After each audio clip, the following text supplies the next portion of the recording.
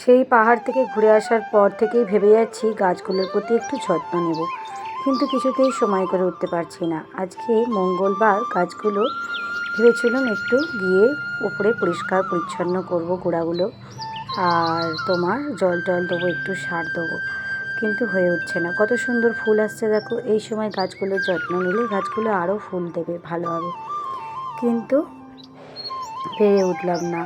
বলে না, তুমি এক ভেবে কাজে নামবে আর এক ভগবান তোমাকে দিয়ে করিয়ে নেবে। ওনার ইচ্ছা ছাড়া কোনো কিছুই সম্ভব নয়। এই জন্যই হয়তো বলে ভগবানের ইচ্ছা ছাড়া গাছের একটি পাতাও নড়ে না। তো সকালবেলা উঠেই মনটা খারাপ হয়ে গেল। পাহাড়ে যাওয়ার পরে যে জামা কাপড়গুলো এখনও পরে আছে জানি সেগুলো কাচবো। মঙ্গলবার স্কুলটা ছুটি পেয়েছি, এই দুদিনে সমস্ত কিছু যতটা পারবো গুছিয়ে নেব। দেখো এখানে চন্দ্রমল্লিকা ফুল শীতকালে ফোটে, এখনও ফুটছে। আর তুলসী গাছগুলো, এগুলো কিন্তু বসায়নি, মঞ্জুরি ছড়িয়েছিলাম, বেরিয়েছে, কত সুন্দর হয়েছে দেখো। তো তারপর তো বাড়ি থেকে ফোন আসে, বাপির হঠাৎ শরীরটা খারাপ। তো যতটা পারলাম তাড়াতাড়ি করে যতটা কাজ সেরে নেওয়ার আর কি, তোমার কাচাকুচিগুলো করে নিলাম। সকালে এক ধাপ কেচেছিলাম, তারপর বেলাতে আর এক ধাপ করে দিলাম। শুভ সকাল বন্ধুরা, সবাই কেমন আছো? আশা করি সকলেই ভালো আছো। আমরা যে খুব ভালো আছি বলবো না, শুভ সকাল বলছি বটে। তো যাই হোক, পরে বলছি। তো আমার আরও একটি নতুন ব্লগে তোমাদের সবাইকে স্বাগত জানাই। কারণ এখন আজকে হচ্ছে পয়লা বৈশাখ। পয়লা বৈশাখের অনেক অনেক শুভেচ্ছা ও ভালোবাসা, বড়দের প্রণাম আর ছোটোদের অনেক ভালোবাসা জানাই আমার ওয়াইটি পরিবারের সকলকে। তো আমার দেখতেই পাচ্ছ স্নান হয়ে গেছে, রেডি হয়েছি, মানে কোথাও যাব। বাপির শরীরটা কাল থেকে আবারও খারাপ করেছে। হঠাৎ হঠাৎ শরীর খারাপ করবে, ডাক্তারবাবু বলেই ছিল। এই ভালো আছেন তো উনি, এই মন্দ। তো আজকে মেডিকেলে নিয়ে যাওয়া হবে, মা আর বোন ওখান থেকে আনছে। আমি এখানে রান্নাবান্না সব হয়ে গেছে, পুজো হয়ে গেছে। পুজো আমার বর দিয়ে দিয়েছে আজকে, যেহেতু পয়লা বৈশাখ, একটু মিষ্টি দিয়ে ঠাকুরকে পুজো দিয়ে দিয়েছি। এই যে মেয়েকে স্নান করিয়ে একদম রেডি করিয়ে দিয়েছি, তাড়াতাড়ি ওকে স্নান করিয়ে দিলাম। আর ওখানে আমার বর খাচ্ছে, এই যে ওকে ভাত দিয়ে দিয়েছি, তো খেয়ে নিই। আর এখানে সমস্ত রান্না হয়ে গেছে, ওদের জন্য একটু নিয়ে যাবো, ওরা তো না খেয়ে আসছে। যেখানে মুগের ডাল আর আলু পটলের তরকারি নিরামিষ, আর ওখানে ভাত করেছি দু জায়গায়, একটু ভাত নিয়ে চলে যাই। কারণ আমরা না গেলে তো বোন একা এইসব কিছু করতে পারবে না, মা আর বোন আনছে। আর প্রসেনজিতে এইসব ডাক্তার ভর্তি সব ও করতে পারে, আমি হয়তো দৌড়াদৌড়ি করতে পারবো, কিন্তু এইসব ভর্তি করা এই জিনিসটা ও সম্পূর্ণ করতে পারে। চলো, যদি ওখান থেকে কিছু ক্লিপিং আমি করতে পারি, মানে নিতে পারি, বা চেষ্টা করে দেখাবো। আর না হলে, কারণ এই ফোনটা রেখে যেতে হবে বাবানের কাছে, ছেলে মেয়েকে রেখে যাব, পাশের ঘরে মিলিদিকে বলে যাব। চলো। তো ভাগ্যিস আজকে আমার বরের স্কুল ছুটি, মানে এই দুদিন, তাই ও সময়টা দিতে পারলো, নাহলে ওর পক্ষে খুব অসম্ভব হয়ে যেত। ও স্কুল ওকে সামলাতে হয়, যেহেতু ও টিচার মেন, আর তোমার ওর হাতেই সব কিছু। ও না কামাই করতে পারে না। এই যে আমরা ঘুরতে গেছিলাম, ওর মধ্যে ওর একটা দিন মাত্র কামাই হয়েছে, বাকি দিনগুলো কিন্তু ছুটি, শনি রবি এরম করে ম্যানেজ করে কাটানো হয়েছে। তো এইসব কাজ তো ওকে ছাড়া অসম্ভব, ওই জন্য ওকেই আমাকে সাথে নিতে হয়। আর আমি এত দূরে না একা আর কি জার্নি করতে খুব অসুবিধে হয়, দূরের রাস্তাগুলো। ওই জন্য আমি চেয়েছিলাম যে আমাদের পাশাপাশি কোনো হসপিটালে বাপিকে অ্যাডমিট করতে, কিন্তু বোন বলল যে এইখানেই দিতে, তাই এখানে নিয়ে এলাম। হ্যাঁ, এখানকার চিকিৎসা ব্যবস্থা খুব ভালো, আনার পর বুঝেছি। কিন্তু এই দৌড় ঝাঁপ এতটা আসা, আমার যেহেতু বাড়িতে সমস্ত মানে বাচ্চাদের কেউ নেই, সমস্ত করে আসার পর ওদেরকে বন্ধ করে রেখে আসতে হয়। তো কী আর করবো, পাশের ঘরে মেরে দিয়েছে, ওদেরকে যায়। এখন দেখো বাড়িতে কোনো রকমের যে মানে নিয়মগুলো সেগুলো প্রসেনজিৎ করলো, করে তারপরে এই নানান পরীক্ষা, সিটি স্ক্যান, এক্স-রে, এগুলো আগেও হয়েছে বহুবার, আবারও হচ্ছে। তো যখন যেখানে নিয়ে যাবো তখন তো সেরকম চলতেই হবে।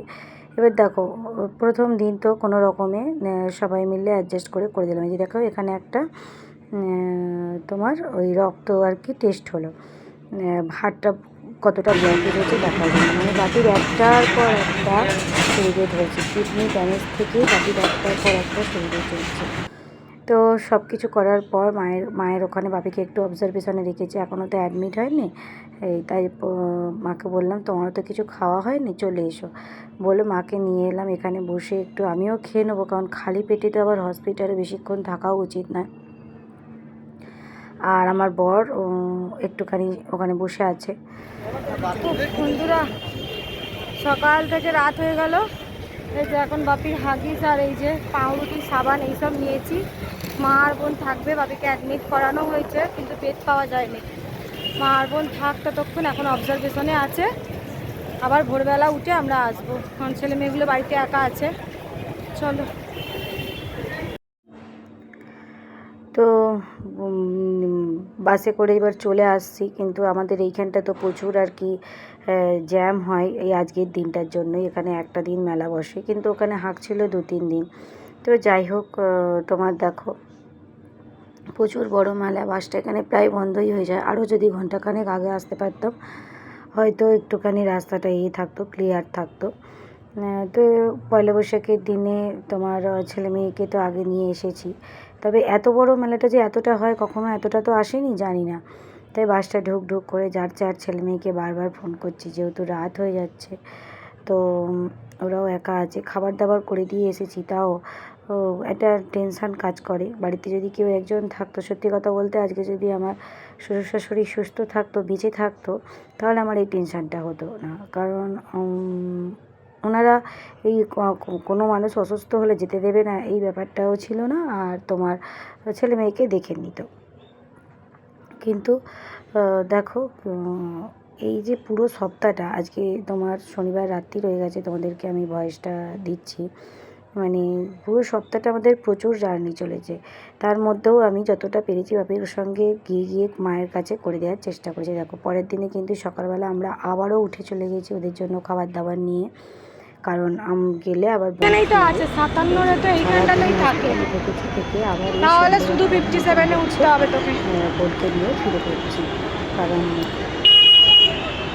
এই যে বোনকে বাসে তুলবো 57-এ, তাই সেই বাপিকে নিয়ে খুঁজে এসেছিল যাচ্ছি। টানা থেকে। ও এখন বাড়ি ফিরছে, নেই, পুরো এইখানটা বাচ্চা আছে, 57-এ থাকে। এখানে কি আছে? বাড়িতে যাই হোক ওর শাশুড়ি আছে, আর ওকে বাস খুঁজে দিচ্ছি। ওর কাছেও বাসের কি কালার চেঞ্জ হয়ে গেছে? আমি যখন যেটা করি দায়িত্ব নিয়ে সেটা সম্পূর্ণ করার চেষ্টা করি বন্ধুরা, কারণ আমার টেনশন হচ্ছে ওদের নাকি পথ চলতে অভ্যেস ওরকম, কাছে ফোন টোন না নিয়ে, কিন্তু আমার তো ভয় করছে যে কী করে যাবে, জগদীশপুর যাবে তো? বাসগুলো পুরো পাল্টে দিয়েছে। হ্যাঁ যাবে। সারাদিন তোমাদের আর বাবাকে দেখায়নি, কারণ বাবা তুই হাই রোডে নামবি না জগদীশপুরে? ডাক্তাররা জানো তো, চল টাটা। প্রচুর মানে তোমার ডাক্তাররা বারংবার দেখছে, পরীক্ষা নিরীক্ষা করছে। সত্যি কথা বলতে আমি এরকম হসপিটাল দেখিনি। এত নার্সিংহোমে আমি আমার শ্বশুর শাশুড়িকে নিয়ে গেছি, হসপিটালেও নিয়ে গেছি, কিন্তু এরকম আমি দেখিনি যে এত সুন্দর চিকিৎসা হয়। তো এটা ছিল দেখো আবার এই আজকের রাতটা, শনিবার রাতটা। সারা সপ্তাহের মাঝে আরও 2বার গেছে। আমার বর 2 রাত্রির কাটিয়েছে, বোনের বর পারে না, 1 রাত্রির এসেই অসুস্থ হয়ে গেছে, আর বোনও পারছে না বাচ্চা রেখে আসতে। এবার মা তো পুরো একা পড়ে যাচ্ছে না, আমার মাও তো বয়স হয়েছে। এবার আজকেই একটা বড় অ্যাক্সিডেন্টের হাত থেকে মা বেঁচেছে, মানে অ্যাক্সিডেন্টটা হলে মাকে আর আমরা পেতাম না আজকে। লোকেরাই বাঁচিয়েছে, ভগবান বাঁচিয়েছে, আর কি বলবো। তা সারা দিন যেতে পারিনি। আমার বর স্কুল করবে, সকালেই ফিরেছে, সকাল 9:30টায় মেডিকেল থেকে ফিরে নিজে স্কুল করে এখন যেহেতু আমার বরের ভোটের ট্রেনিং চলছে, পরের দিন ওর আবার ট্রেনিং আছে রবিবারে, মানে কালকে। ওই ট্রেনিংটার জন্য ওকে আবারও বেরিয়ে যেতে হবে, তাই ও শরীরটা ভালো নয়। ওকে আমি আর কত প্রেশার দেবো, কিন্তু আমি একাও যেতে পারছি না, যেন বাবুকে নিয়ে যাবো বলেছি, সাথেও রাগ করছে, বলছে না তুই বাবুকে নিয়ে যাবে না। তা বলে আবারও আমরা ওই সন্ধ্যে 7:10-15 নাগাদ বেরোলাম। এই আজকে রিস্ক নিয়ে গাড়ি নিয়েই বেরোলাম, কারণ এত রাত্রিরে বাসে করে যাওয়া, ডবল বাস পাল্টাই করে, তারপরে আবার তোমার ফিরে আসা, ব্যাক করা খুবই অসুবিধে হয়ে যাবে। যতটা পারি মায়ের কাছে একটু সাথ দিয়ে আসি, মানুষটা পুরো একা পড়ে গেছে। এই জন্যেই আমি এই মেডিকেল কলেজে আনতে মানা করেছিলাম আমার বোনকে, যে আনিস না, কারণ মা একা পড়ে যাবে। আমরা তো সবসময় 24 ঘন্টা থাকতে পারছি না, আর এখানে চিকিৎসা হলে কী হবে, সবসময় 24 ঘন্টা পেশেন্টের কাছে একটা মানুষ থাকতে হবে, সেটা স্ট্রং মানুষ থাকতে হবে। কারণ আমার মা নিজে হাই প্রেশারের রুগী, মায়ের স্পন্ডোলাইসিস আছে, কোমর ভাঙা, হাঁটু ভাঙা, ওই জন্য। এবার দেখো আসতেই আমার বাবা মানা করে সারাদিন চেঁচিয়েছে, এত চেঁচায়, এত অধৈর্য, এত মানে মুখ খারাপ করে, মা একা পেরে ওঠে না। ওই জন্য একটুখানি এলাম। আর যেতেই এই যে দেখছো বুকটা হাত বুলিয়ে দিচ্ছি, প্রচণ্ড জ্বালা পোড়া করছে, মানে ভেতরে পুরো ঘা হয়ে গেছে। তোমার কথা না শুনে কয়েকদিন রেস্ট্রিকশানের বাইরে ছিল। দার্জিলিং যাবার আগে আমি বাবাকে বারবার বলে গিয়েছিলাম, বাপি উল্টোপাল্টা কিচ্ছু খাবে না। ঘরেতে তো মায়ের কাছে খেতো না, বাইরে গিয়ে জেঠিমাদের কাছ থেকে, পাড়ায়, মানে বাপিকে তো আমাদের তো সবাই ভালোবাসে, সবার থেকে চেয়ে উল্টো পাল্টে একটু করে খেয়ে, আর আজকে শরীরটার অবস্থা একদম খারাপ করে ফেলেছে, পুরো একদম দেখো জরাজীর্ণ হয়ে গেছে, ঘাড় কঙ্কাল সব বেরিয়ে গেছে বাপির, মানে মাও পারে না এরকম করে। এইবারে তোমার মুখ করছে খাবো না, কিছুতেই খাবো না, আর একমাত্র আমি জোর করে বাপিকে একটু হলেও 2 চামচ খাওয়ানোর চেষ্টা করি। বোন চেষ্টা করেছে আগের দিন এসে, মানে 2 দিন আগে এসে ও করেছে, ওকেও কামড়ে দিয়েছে, খিমচে দিয়েছে, কিন্তু আমি বলে বাবা বাছা করে ভয় দেখিয়ে বাপিকে খাওয়ানোর চেষ্টা করেছি। দেখছো ঠেলে সরিয়ে দিচ্ছে, মা কি এগুলো পারে বলো না? এবার মা তো হসপিটাল ঘর কোনো দিনই করেনি, এই প্রথম বাপিকে নিয়ে করছে। আমি হসপিটাল ঘর অনেক করেছি, আমার শ্বশুরমশাইকে নিয়ে করেছি, শাশুড়ি মাও নার্সিংহোমে ছিল করেছি, কিন্তু আমাদের তো আর পেশেন্ট দেখতে হতো না, নার্সিংহোমে থাকতো, আয়া দিদিরাই দেখতো, ডাক্তারবাবুরা দেখতো, হয়ে যেত। হ্যাঁ, শ্বশুরমশাইকে নিয়ে প্রথম জীবনে করেছি, বলছি না জীবনে আমি অনেক কষ্ট করেছি বন্ধুরা, অনেক, এতটা চরম কষ্ট করেছি। এই যে আমি ভিডিও এতদিন ধরে করছি, প্রায় 3 বছর হয়ে গেল, ভিডিও ভাইরাল হয়নি। আমি যদি আমার সমস্ত কষ্ট, সমস্ত কথাগুলো বলি এই সোশ্যাল মিডিয়ায়, তাহলে হয়তো আমি এক রাত্রিরে ভাইরাল হয়ে যাব। অনেক মানুষ অনেক আমাকে আঘাত দিয়েছে, সমস্ত আঘাত ভুলে আমি শুধু মানিয়ে নিতে চেষ্টা করেছি, সবসময় দোষ দিয়েছে, আমারই দোষ, আমারই ভুলে সব কিছু হয়েছে। তো যাই হোক, বাপিকে অনেক করে বোঝাচ্ছিলাম যে বাপি তুমি কেন, কারণ কিডনি খারাপ হলেও কিন্তু মানুষ ভালো থাকে, কিন্তু বাপির একটার পর একটা চলছে। এই দেখো আমার বাবা কিন্তু খুব একটা বয়স হয় না, আমার বাবার চেয়ে অনেক বয়স্ক মানুষরা এখনও কর্ম করে খেটে খাচ্ছে, কিন্তু আমার বাবার অল্প বয়স থেকেই এইরকম, মানে খুব অবাধ্য আর খুব মানে অবুঝ। দেখো ওষুধগুলো কিছুতেই আমি জোর করে তুলে খাওয়াতে পারলাম না, সেই শুয়েই খেলো জেদ করে। তো তারপরে মাকে বললাম, মা সারাদিন কিচ্ছু খায়নি, 2 বিস্কুট পাউরুটি এইসব খেয়ে বেঁচে আছে। তা বলে জোর করে এনে বাড়ি থেকে একটুখানি ভাত আর 2 রুটি এনেছিলাম, তো একটা রুটি একটু ভাত মাকে খাইয়ে দিলাম, দিয়ে তারপরে আবার আমাকে ফিরে যেতে হবে, যেহেতু আমার বরের পরের দিনই ভোটের ট্রেনিংয়ে ও আবারও বেরিয়ে যাবে।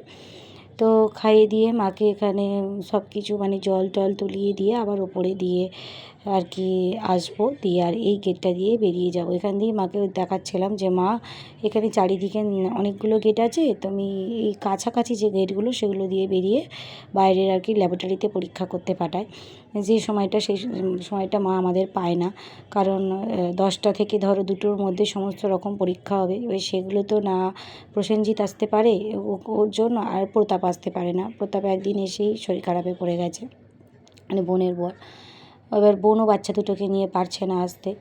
তো দেখো আবারও ওপরে উঠে এলাম, উঠে এসে বাপের 10টার পর একটা ওষুধ ছিল সিরাপ, এই সিরাপটাই প্রচণ্ড উপকারী, তো এই সিরাপটাকেই এখন খাইয়ে দিয়ে যাচ্ছি, এই সিরাপটাই 2 দিন ধরে খেয়ে তো তারপরে বাপি একটুখানি ওরই মধ্যে সুস্থ হয়েছে, মানে এই যে দেখছো পাশ ফিরে শুচ্ছে, হাঁ করছে, ওষুধ খাচ্ছে, এগুলোও একটা সময় হারিয়ে ফেলেছিল শক্তিটা, পাচ্ছিলই না কিচ্ছু, মানে খাবার দিলেও মুখ থেকে পড়ে যাচ্ছে, খাচ্ছেই না, প্রায় 15-20 দিন বাপি খায়নি।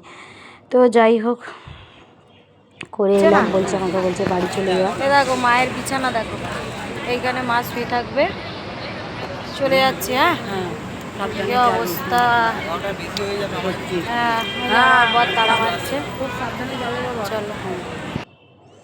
তো খুব খারাপ লাগছে, মা এইভাবে একা একা হসপিটালে গাছতলায় পড়ে আছে, বারবার বলেছিল মা স্বাস্থ্যসাথী কার্ডে আমাদের গ্রিন ভিউতে ভর্তি করে দাও, তারপর যেমন এখানেও তো লাগছে আয়া খরচা লাগছে, যেগুলো একটু দামি দামি জিনিস সেগুলো লাগছে, ওরকমই লাগতো, কিন্তু ওরা করবে না, সেই এইটাই ভরসা করেছে, কিন্তু আমি তো একা কিছু করতে পারি না, না, ওই জন্যই যতটা পারছি সাথ দেওয়ার চেষ্টা করছি। তো তোমাদের সঙ্গে এইটুকু শেয়ার করলাম, আবার কবে ভিডিও দেবো জানি না, সবাই ভালো থেকো, টাটা বন্ধু।